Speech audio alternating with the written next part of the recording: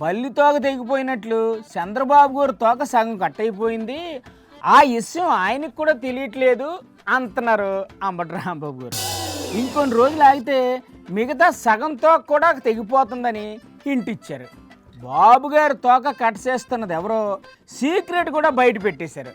నమస్తే సార్, చెప్పండి సార్. సిగ్గుందని అడుగుతా ఉన్నా. ఏమో సార్, మాకు తెలియదు సార్. పులివెందుల ఎమ్మెల్యే రోజు వాగిందే వాగేవాళ్ళు మీరు జగన్మోహన్ రెడ్డి గారు ఒక్క చోట పర్యటనకు వెళుతున్నాడు అంటే మీకిదేగా ఏమనుందా?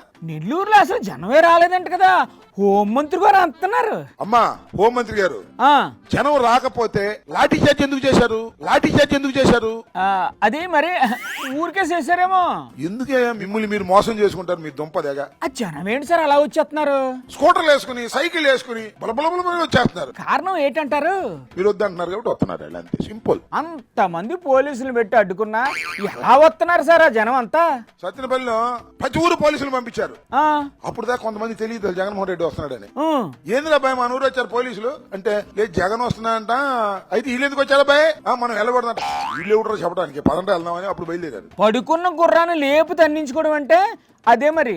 అన్నట్టు గురుగారు, మీ తోకలు కట్ చేసేస్తారంటే బాబు గారు విన్నారా? మా తోకలు కట్ చేయడం కాదు, మీ తోకలు జాగ్రత్తగా చూసుకోమని చెప్తున్నా. వాళ్ళ తోకలకే అండి, బాగానే ఉన్నాయి కదా. ఆయన తోకలు కట్ అయిపోద్ది. అంత సీన్ లేదు సార్, ఆయన తోక ఎవ్వరు టచ్ చేయలేరు తెలుసా. ఇప్పటికే సగం కట్ అయిపోయింది. అవునా, సగం కట్ అయిపోయిందా?